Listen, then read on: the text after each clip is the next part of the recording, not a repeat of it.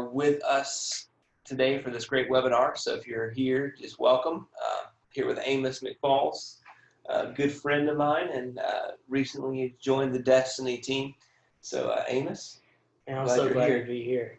This is my first webinar to be on this side of the camera. I'm super excited. So Amos, you're a former student.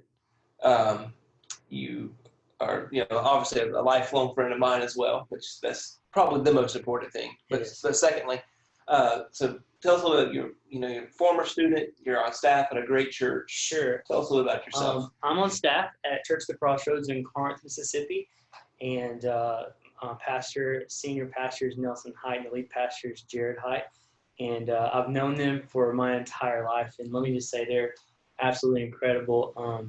I handle several teams there. I work with the worship and the media, and also facilitate some of the leadership that goes on there, and just excited. Been there for 10 years and love every single second of it. Great. Glad Amos is going to join us. So as you know, all of our webinars this semester have been dealing specifically with internship topics and topics on how you can serve your church better, and today's no exception. So a great talk coming to you in just a little bit, but first a few housekeeping things.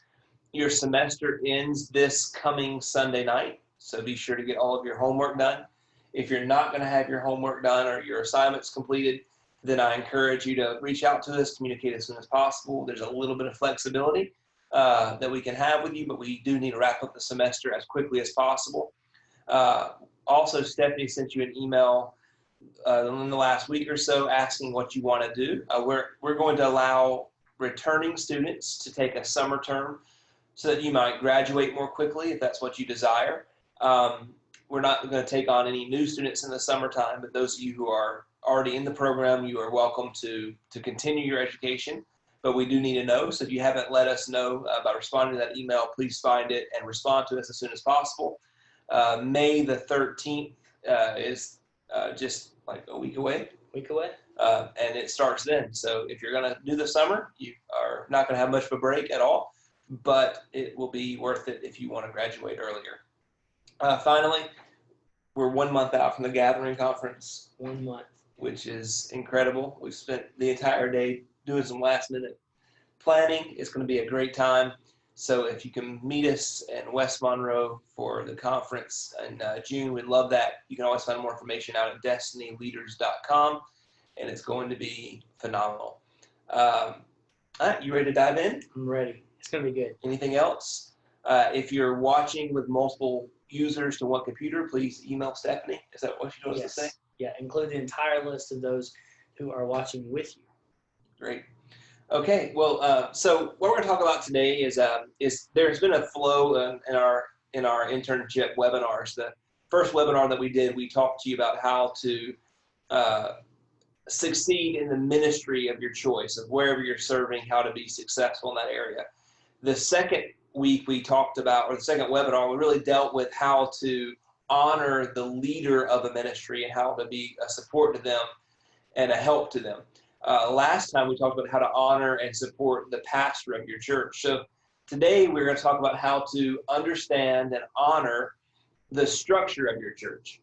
And at first it seems abstract, like what does that even really mean? But let me clarify here. Once again, these are notes that are based off of things that Paul Cook, who is the internship instructor that you've interacted with by now, Paul's a brilliant thinker, and he provided us these notes, and so I want to give him credit for this. I'm not this smart. Amos, not that smart. No, Amos is smart.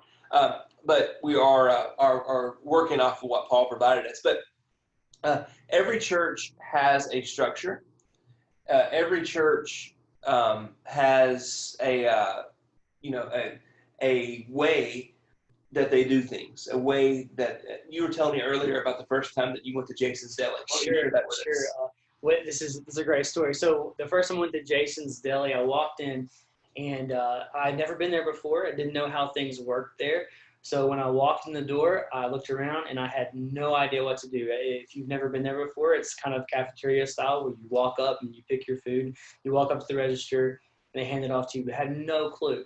And so I just stood there like an idiot there for, 5 minutes trying to figure out the system. And no one told me, no one came and helped me, and so many times now that I work for a church and think through that a lot. So many times I see that, and even our church, like we have to have some sort of system that people recognize and that people know what the next step is, what they do.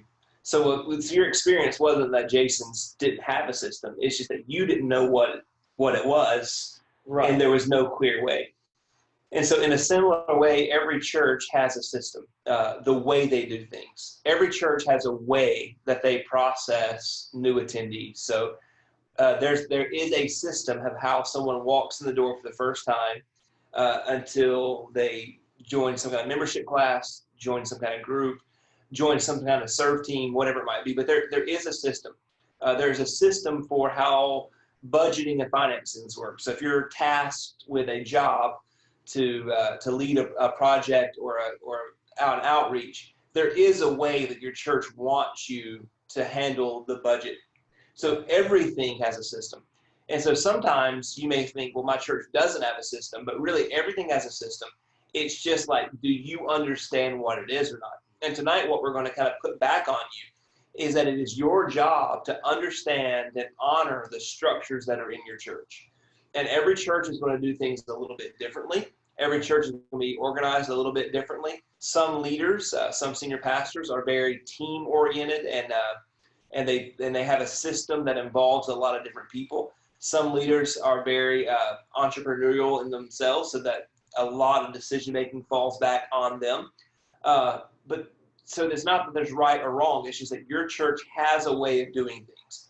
Your church has a process. Your church has a plan. And it's up to you to understand what it is and then to work within the confines of that. There's nothing more frustrating than for you to be serving or working in a ministry and you think that they don't have a structure or a plan.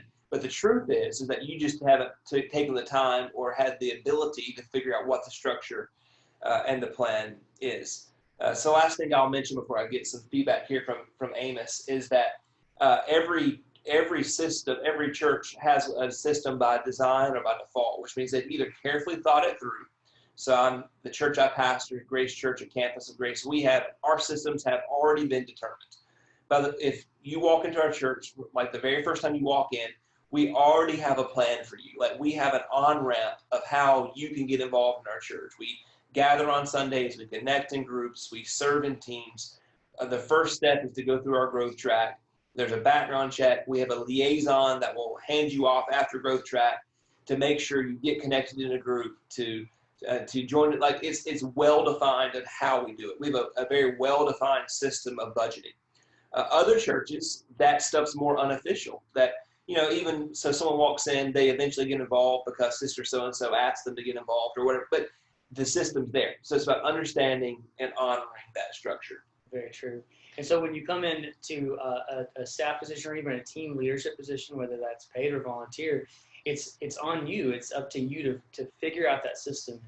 And basically, Lennon, the best way to do that is just to ask questions. Yeah. Like to start with questions. And a lot of times, sometimes we go in with guns blazing. We want to change stuff, but we can't really change anything until we understand what's going on in that very moment. Right.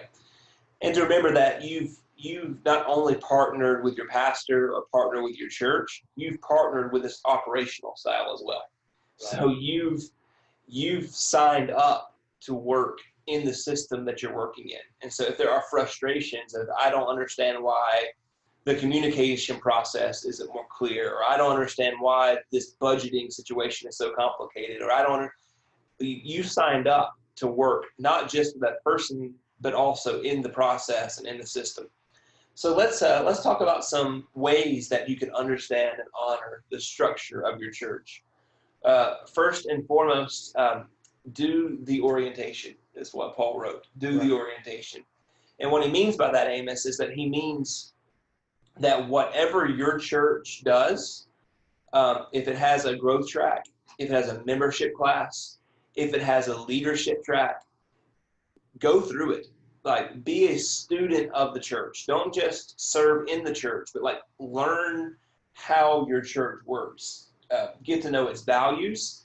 So what does your church value? What are their stated values? Like, what do they say? If you go to the website, What do the things, what are their aspirational values, what they're striving towards? What are their actual values? And get to learn those things so that you can really thrive and prosper there.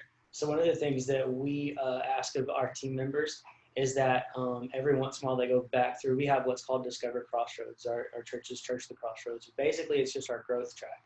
And so we ask them to go back through it, not just so they can scope out new leaders, but that they can understand and really comprehend what the system is and what we do at Church of the Crossroads. And it makes such a huge deal. That way, when they interact with someone on Sunday, whether that be in the foyer or the sanctuary, then that team has, they know the system and the way that person that they interact with can be involved with the church. Right. That's great. So to do that, so get online, go to the church's website, figure out, like, if you don't really understand how missions works in your church, go to the missions page and see how they say it works. And then you can ask questions, get clarity there. But do the orientation. But a question that will obviously come up is, like, what if there is no clear orientation? Like, what if there's no discernible membership class? Or what if the membership class, like what's being taught there, really isn't relevant to what actually happens in leadership? So what do we do whenever there isn't a clear understanding of how things are supposed to operate inside the church? Right. Well, you've kind of said that even when there's not a clear system, there's still a system. So I still think that there's something to understand. There's some questions to be asked, and once you exhausted those resources, once you've gone to the website, once you went to the growth track or any kind of membership, I really firmly believe that then at that point, then you can go to your direct leadership and ask them some questions. One of the important things to do, though, is not to skirt around anyone that might be ahead. Just go to whoever your team lead is, and ask them, hey, can you help me understand? And always approach, and DLI is so good about this, but always approach things from the position of a servant. It's not an aggressive question. Just how can I understand better our system?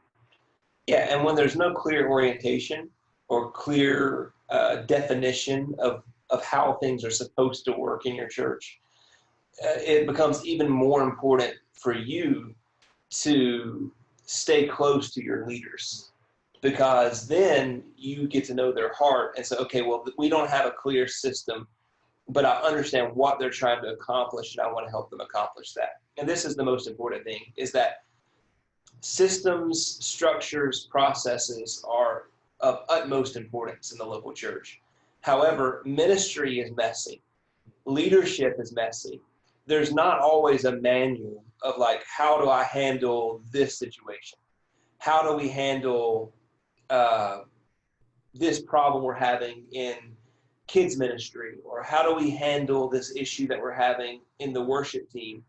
So these specific things, there's not always like a manual to refer to. So what you have to do at that point is really know the heart of the house and to know the values and the vision of your leaders, so that you can begin to respond to situations and you can begin to do things that honor what your leader would do, even if there is no clear roadmap of how to handle that particular situation. So true. The heart of the leader and just the knowledge of what the leader would do in that situation is so important. Just like when I said, if there's no manual, if you can't just go and read the information somewhere, understanding the leader's heart is such a huge deal. And it's tough to understand the leader's heart without spending without spending time with the leader and actually spending time in prayer. Right. So good. Time with the leader. And if you're taking notes, I would encourage you to write this down, that ministry can't be confined to a manual. And so sometimes we're frustrated because, like, well, I wish I knew how to handle the situation. Well, listen, if you need to be told exactly what to do in every situation, then leadership probably isn't for you. Part of being a leader is to understand how things are supposed to work in your organization, to understand how things ideally work, to understand the heart of your leader, and then to begin to act upon it. So something as simple, we were discussing this earlier today, something as simple as someone complaining to you that the the auditorium is too hot or too cold. How you respond to that, like, I doubt your pastor has ever sent you an email. So from now on, if people complain about the temperature in the sanctuary, I want you to respond in this way, use these words. So what you do in that moment is you would say, well, how would my pastor handle that?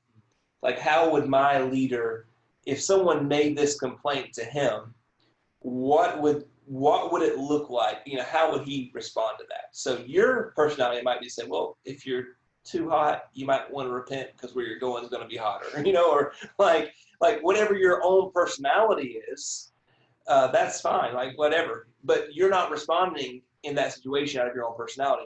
You are an extension of the leadership of your church. So then you begin to say, okay, well, how would my pastor handle this? How would he do this? And so when we're talking about honoring structure, it's not just always the written law, the written rules, the written ways that things are. It's also understanding generally, how does this place work, and how can I be an extension of how this place works? So good. Very good. So let's do the orientation. Get to know. Take the onus upon yourself to know what's going on. A similar line of thinking, but we'll just add this. So number one, do the orientation. Number two, ask questions before assuming. Ask questions before assuming. If you're given a project to do, don't go spend money if you don't know how the budget works. If you're given a discipleship class to teach, if you're not sure what the expectations are, find out what the expectations are. So if you don't know something, don't be afraid to ask. Sure. And once again, that's on you as a leader to make sure that you go pursue that. So there's a lot of times where the senior leader may not have the bandwidth at that point to pass some of that information on. If there's something that you need to know, it's your responsibility to go check it out, to go find out. And sometimes this involves even projecting unforeseen circumstances. Sure. So in budget's a great example of that, right? So if you're working on a project, if you're buying some sound equipment and at some point you might run into something that you need that wasn't budgeted. And it's so important when you're laying out those plans to try to plan for those unforeseen circumstances. And two, when we say ask questions, remember, you don't have to ask your leader or your senior pastor these things. You can also ask Google, which I would highly recommend sometimes. It's like, if you don't know how to do something, then find out how to do it. Because that will help you, like within the confines of the structure of your church. Okay, the pastor wants me to meet this objective. He's put these boundaries around what I'm doing. Now it's up to me to operate within those boundaries to get the job done. Sure. As a leader, I know that the most frustrating thing to do is to delegate something to someone else, but then because of all the questions that they have, that I pretty much end up just having to do the project myself. Like, if I have to tell you when to do it, where to do it, how to do it, who to invite to it, then I can just do it myself.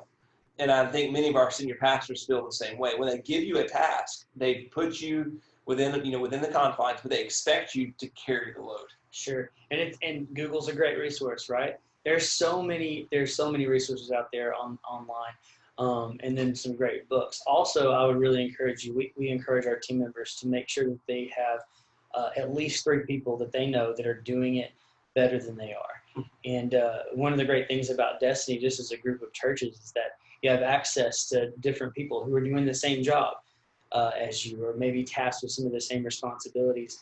And the fact is there are people in this organization that are doing it better than I am.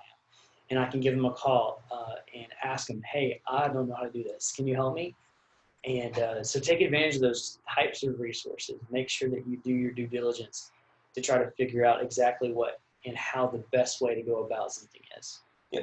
So Amos and I are a good example of this, because Amos and I have been lifelong friends. Amos works at a great church in Corinth, Mississippi that's very sizable for the community that it's in, the way they do things, the utmost excellence. And so in my position as a campus pastor, there are times where I call Amos and I say, Amos, how do you guys do this? Because my senior pastors, they've given me a task. I understand what I can and can't do within the structure that of our church, right? So like, I can't do like a interpretive dance night, like that's not who we are. So there are boundaries that I have to stick within based on the organization that I'm in. However, there's a lot of flexibility within those boundaries. That's where I'm like, Amos, I have a problem with how we're doing connect groups. There's a thing that it's just I keep running against the same thing. Sure. How do you guys do it? And the beauty of that is that we've called someone else. And so a lot of the things that we do with our small groups, we've called Christchurch in West Monroe. Right. And we've asked them, hey, how do you guys do this? What do you guys do?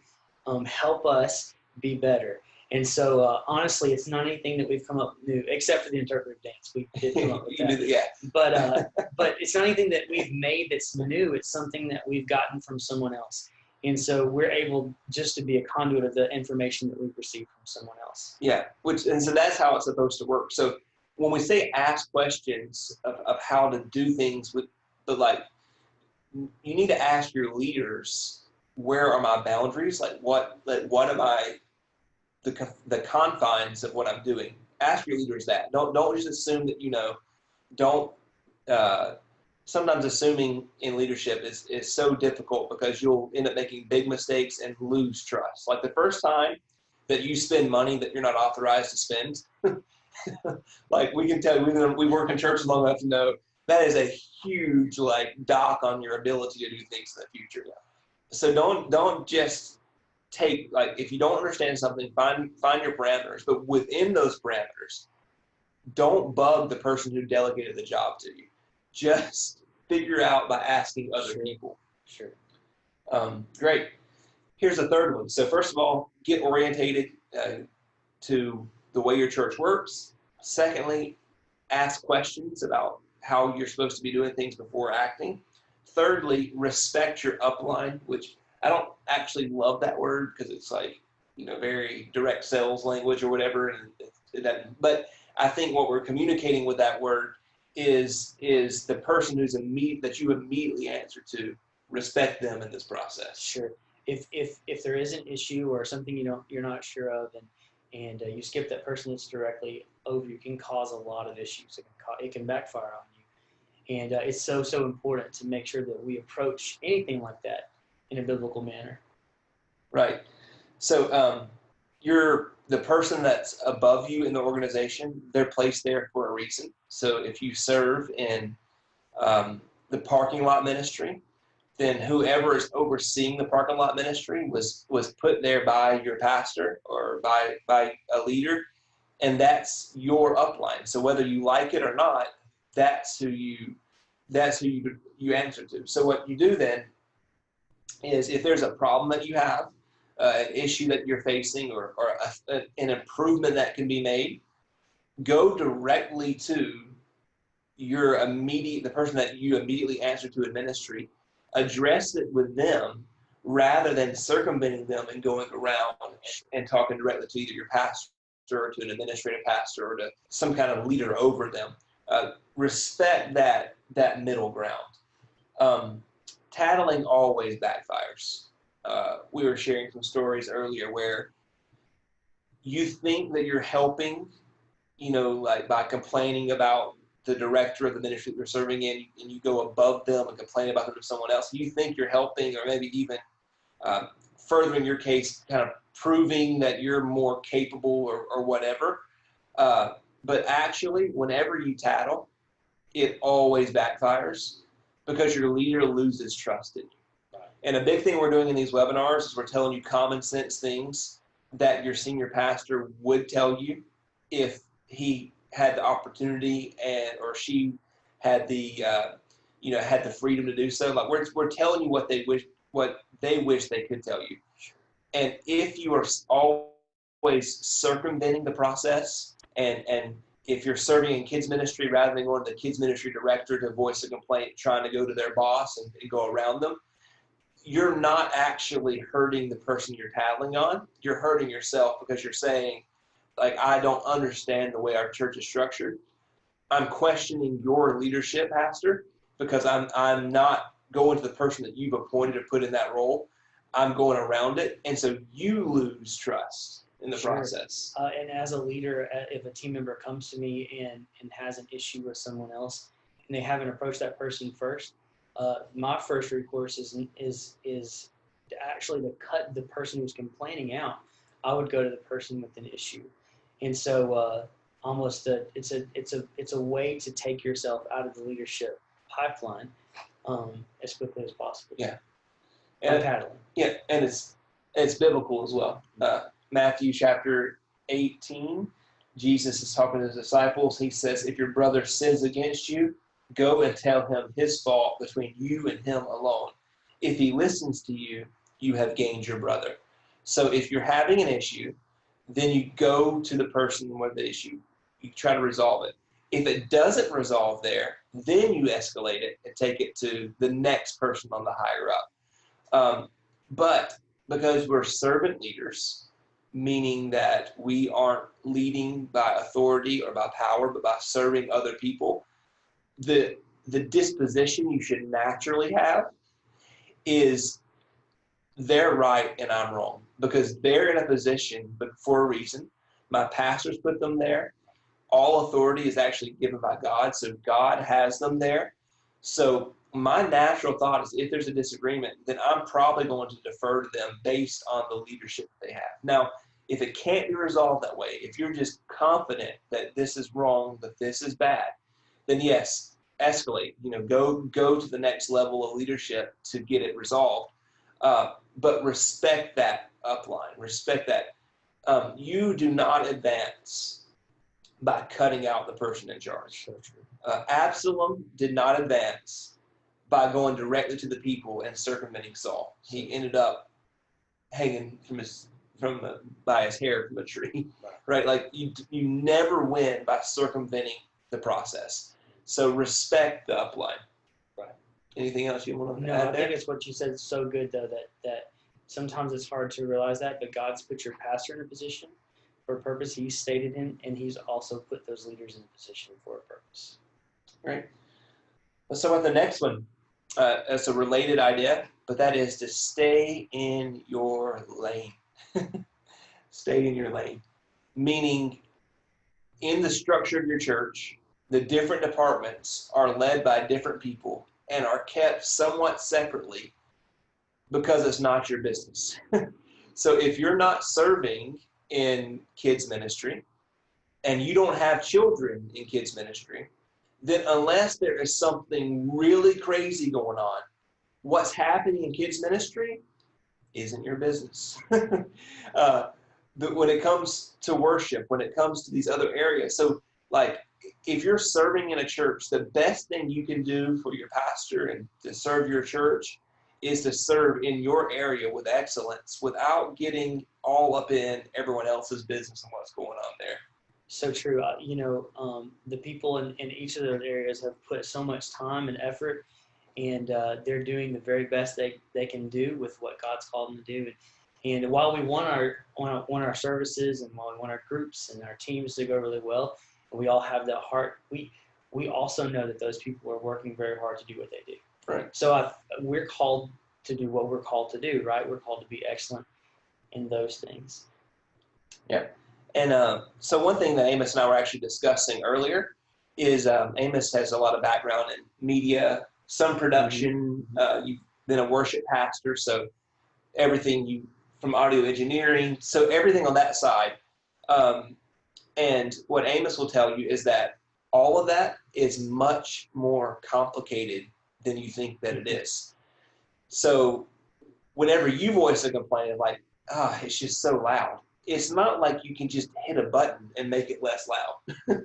Right. But there's exactly there's a whole way that the room is mixed, and I'm out of my league here because I don't know anything about it. But the point is that every single thing that's happening in a church, just like your department has things that only you really understand and know, every department of the church works that way. That sometimes what you perceive to be a problem, there isn't this simple solution, and there's a reason why it's being done that way. Sure.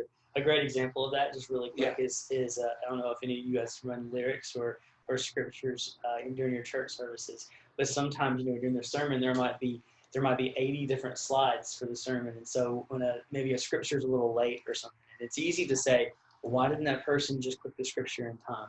But there's so many factors in that. One is, maybe the pastor, maybe they weren't exactly sure the pastor was going to go to that scripture right then. Another is that there are 80 actual scriptures they're trying to choose from. And sometimes it's in order and sometimes it's not. But even in that small thing, like that team member wants so badly, that person's probably been there through several run-throughs before the services, and they're doing their very, very best. And so it's difficult to understand every aspect of everyone's team. And the truth is that we're not all experts in everyone else's field, but we can do our own field with excellence. Right. And there is a yin and a yang here. So like as a leader that's invested in the heart of your church, if things are majorly off somewhere, like, yeah, sure, that is something that you should be concerned about because you love your church. So if there's like a big problem that you see, then it maybe is worth a conversation first with the leader of that department, say, hey, here's what I see. Then they may very well may tell you like, hey, here's why we do it this way. And whenever they give that explanation, if that's what the pastor wants them to do, then pretty much the conversation is over at that point. But if you get the feeling that that leader is failing what your pastor is trying to do or what leadership is trying to accomplish, then you could escalate it further. But for the most part, like, you're not an expert in everything. And the way that I look at this is that sometimes we're grading papers against the wrong rubric. So if you've ever done any grading, like if you write an assignment for DLI, I'll have a rubric where I'm saying, okay, well, I'm looking for these particular things in the paper, and if they do these things, then they get credit, and if they don't do these things, they don't get credit or whatever. But sometimes we're using a rubric from how we think a ministry should run, and the pastor or the leadership, the structure of the church, has them actually doing something that fails your rubric, but passes the rubric that they're actually trying to do. So good. So an example could be like, I've picked on kids ministry a lot, but youth ministry, like, so at our church is a good example. On some of our nights, we choose to do like small group, connect group activities for our youth. Someone that is expecting, youth service to be a band and a sermon and an altar call, they look at what we're doing and go, man, you guys don't have it together. Like, y'all got to get that right. However, if you know what we're trying to accomplish, you look at that and go, okay, what's happening out there is a huge win. Sure. We've changed our Wednesday night services to be more like connect group feel. So we have as many people in the building as we did when we had a traditional service, but they're not all in one place. So if your rubric is a bunch of people in one building with music and a sermon, we're failing. But if your rubric is a chance for people to gather in community and to get to know one another and be able to discuss God's word and apply it to their lives, then we're succeeding.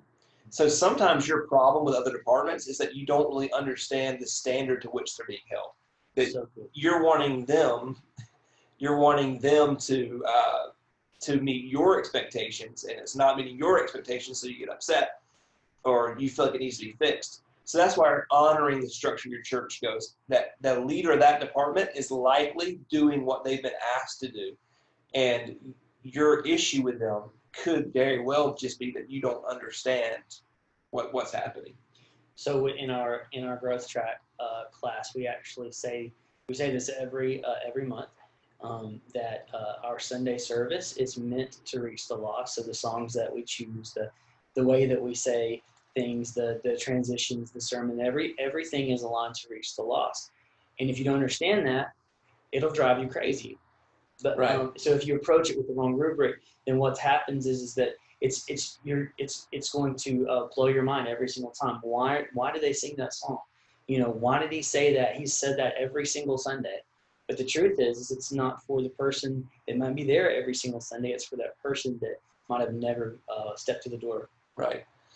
And one thing I'll just add real quickly is that we're not saying that as pastors or leaders or whoever that we're opposed to constructive feedback, or that we're opposed to even people not understanding what we're doing and having to explain it. We're just saying that if you're on our team, that if you're a part of our leadership team if you're serving in a leadership capacity, then we expect you not to complain like unnecessarily.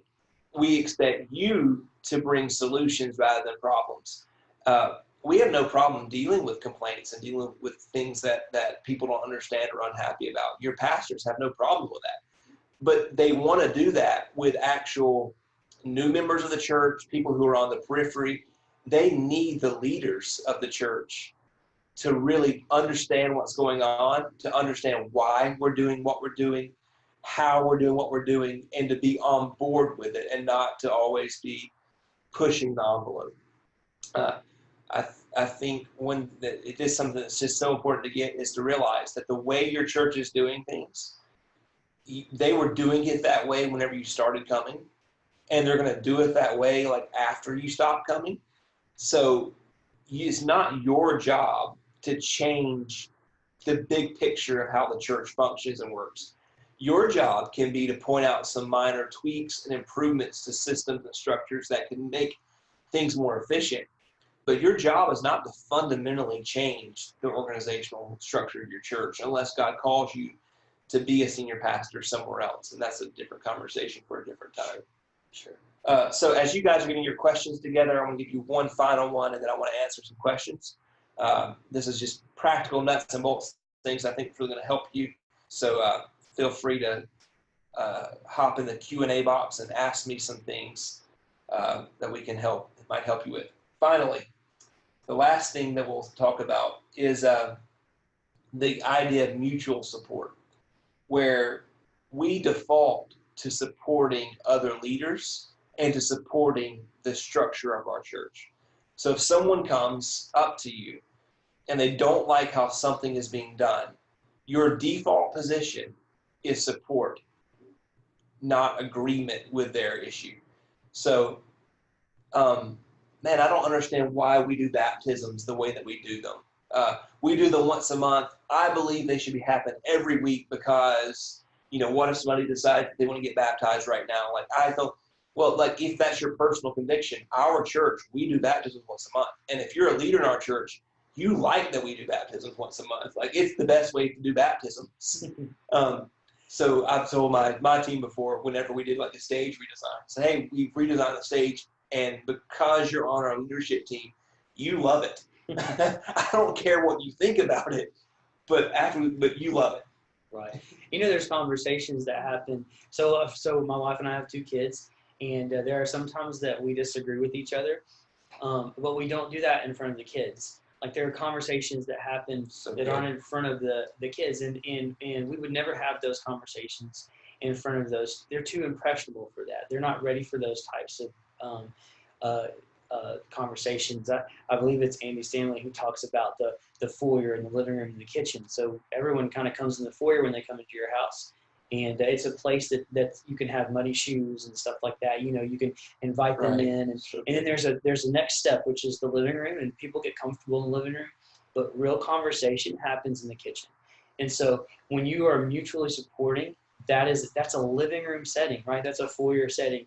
And not a kitchen setting. So in the same manner, my wife and I have those conversations away from our kids. And so you can support your leader and maybe not even agree with that, but in the end of the day, you're supporting the operations of the church. Right.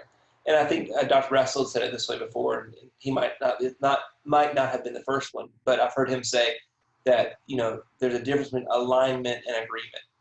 And so you can be aligned even whenever you don't agree. Mm-hmm. So, like, your leader can make a decision. You go, man, I don't know why we did that. But you can say, I'm still going to align with the vision, and I'm still going to do what he wants me to do because I'm aligned even when I don't agree.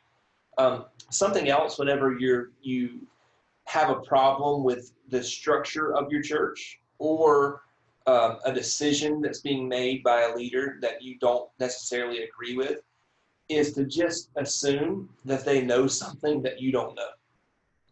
And assume that the structure of your church exists. And if you don't know the reason why, your leader knows the reason why, and you don't always know it. Sure. In the last 10 years of ministry, I can't tell you how many times that maybe I've pushed for a leader to be represented in worship or our media team. And honestly, there was a no from our senior pastor. But at the end of the day, I had to assume that he knew stuff that I didn't know. Sometimes there was budget stuff. Sometimes there was just structural stuff that he knew that I didn't know. And I think a great posture for a servant leader is to always assume that they know something. They have more information than you do. Right. There's kind of a business analogy of flying at 10,000 feet and then 100 feet and 10 feet. And so at 10 feet, maybe you're able to see some details, but you're not able to see the horizon. And so our senior leaders don't fly at 10 feet. They don't fly at 100 feet. They're flying at 10,000 feet. They're able to see the big picture, the big vision of what's going on. And a lot of times, sometimes we try to fly that high, but just to be honest with you, we can't because we don't have the vision. Yeah. And we were sharing stories earlier, but to protect confidence, we won't give many details. But there's also a time where, like, your leader normally knows the whole picture where you just know you're part of the picture. So you may be frustrated with a team member that you have, and they're not performing well, and their attitude's bad, and they need to be removed. They need to be corrected. Something needs to be done about them. But your leader knows that they're going through a divorce, or they just got a bad diagnosis, or they're having trouble with their kids, and we need to address their performance, yes, but also we're not just called to perform well. We're called to love and to pastor people. So I'm going to handle the situation a little more tenderly because of what that person is going through, and you have no way to know that. There's no way to understand grace unless you understand the situation. Right. That's a great way to put it. So you can assume that they know something you don't, but because this webinar is about structure, you can assume that the rules and regulations that are in place are there for a reason, even if you don't understand what that reason might be. So you just say, okay, look, I don't have all the facts here. I don't have all the knowledge. People that made these decisions, they know more than I do. They know why we do the things that we do. And these are the things that are really going to help you advance in the leadership pipeline at your church. When I promise you, I'm just telling you right now, if you could take what we've talked about today, as simple as it is, and put these things into practice, you will earn the trust and the favor of your leaders so quickly, because that's what they're looking for. Someone that doesn't have to be told what to do, that understands what to do. Sure. Someone that doesn't have to be constantly pushed and poked and prodded, towards action, but then also someone who doesn't have to constantly be redirected and like I don't want to have to clean up after you. I don't want to put you on a project and know that you're going to be a bull in a china shop and have to go and apologize to everybody on your behalf. I want you to do what you're supposed to do and intuitively know how I want it done, so that I don't have to explain everything. That makes sense? And there's no way to do that without knowing the heart of the leader. Yeah, great. We're circling back. So let's start tackling some questions. We got one in already, and we want to get you guys to ask us some more so we can really focus on what you want to know. That's why we're here, not to tell you what we want you to know, but to help you know what you need to know. So dealing with kind of a general question, how do you deal with the lack of people wanting to serve? And if so, how do you deal with that? Do you find that to be true in your church, where there's often a lack of people wanting to serve? And if so, how do you deal with it? I would say that our church had a transition several years ago where we sat down. I remember the staff meeting. We sat down and we decided that our church was going to be a church of dream teams. The problem was there were only a few specific places for people to serve. And so we wrote down this massive list of all these areas that we needed people to serve in. And we decided right then and there as a staff that we would do whatever it took for us to bring people in those positions. And what we found is that we didn't have a lack of people who were wanting to serve. We had a lack of leaders who were willing to step aside and empower someone else to do it. Yeah. And so for us, we just had to decide that, you know what, it wasn't important for us to be micromanaging the nursery. So that could be someone's it is someone's gift, and someone could be there. We didn't need to be over every children's ministry song. Someone could do that for someone that would be their first and number one priority. And so it wasn't a lack of people wanting to serve for us. It was a lack of leaders willing to step aside and empower someone else. Yeah, that's a great thing that you hit there. That sometimes it's not a lack of people wanting; it's a lack of opportunities to be given. I think something else that people are attracted to vision, not to need. So there's two different, so you need nursery workers, right? There's two ways to pitch that.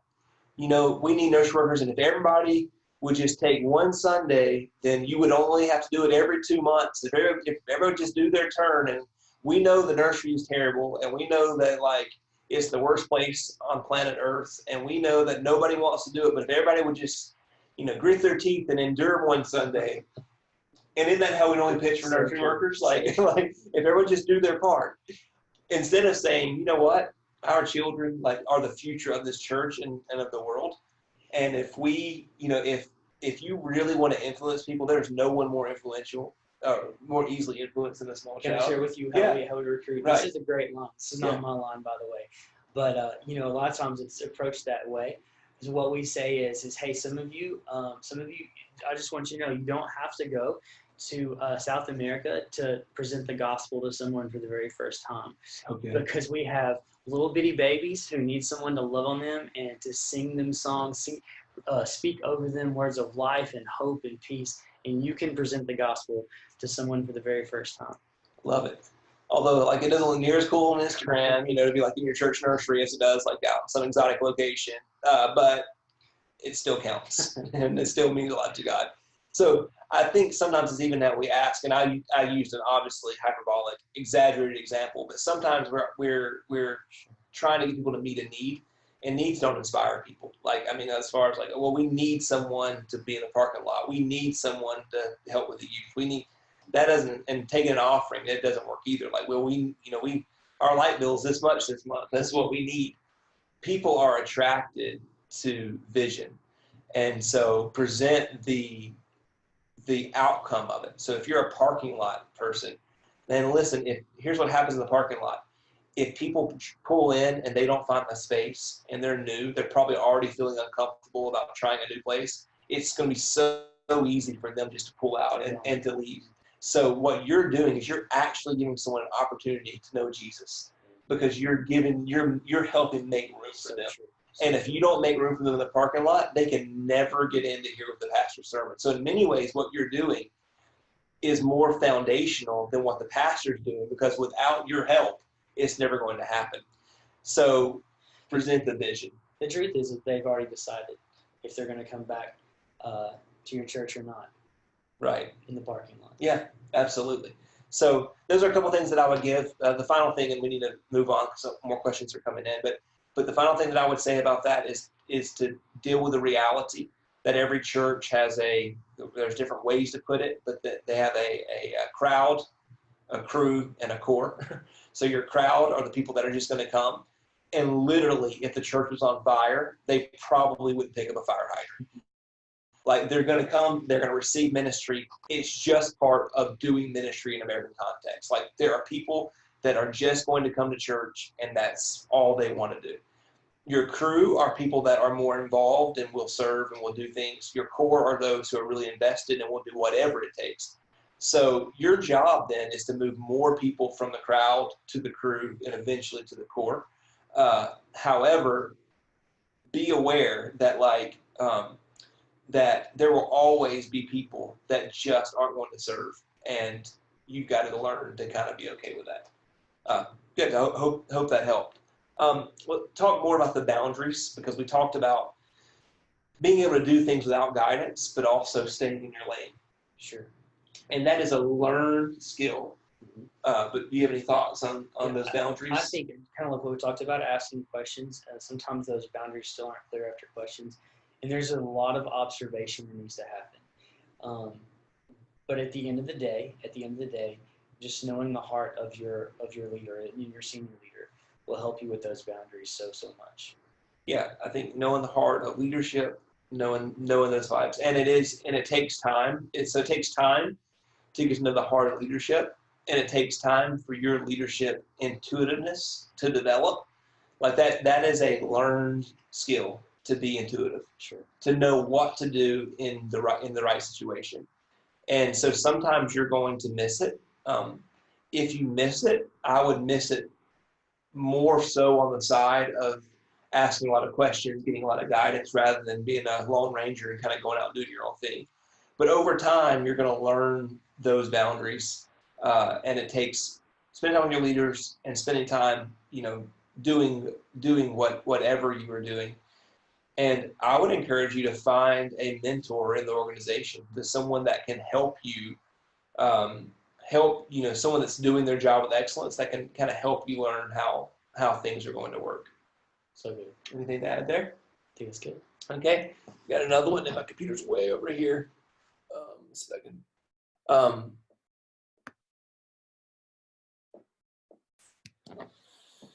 That's a great question. So whenever you know that you have the blessing of your pastor to move in a specific direction, to lead an initiative, go this way, but the other leaders really don't have the vision, like how do you communicate that without being, the question is without being defensive, but I think also without being offensive.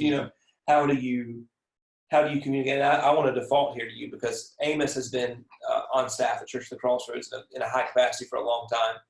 And your church has been through a lot of transitions and changes since you've been on staff. Mm-hmm. And sometimes you've been trusted with initiating changes that probably weren't overly popular with other people in the leadership team. So why don't you speak to this a little bit? Sure. I think in any kind of situation that carries any kind of tension like this, like there's a leader who has a certain vision, and honestly, it's your job to carry out that vision. I think that the approach should be a mixture of truth and grace.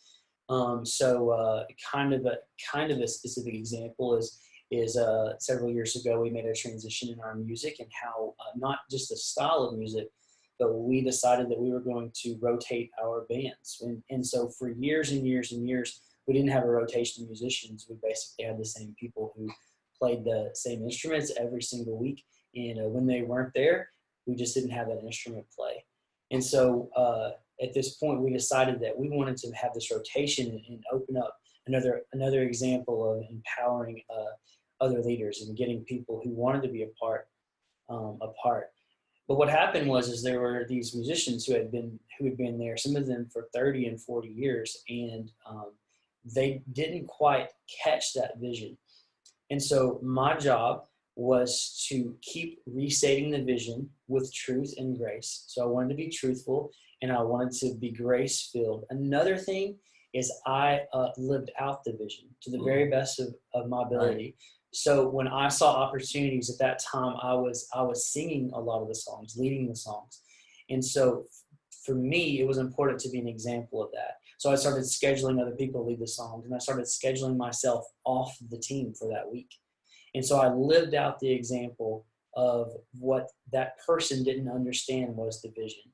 And I kept restating the vision, and waving the wins in front of the team members. And in that specific example, I believe that's what you have to do. You have to not only keep restating the vision and keep plugging away at it, but you have to live out the vision as well.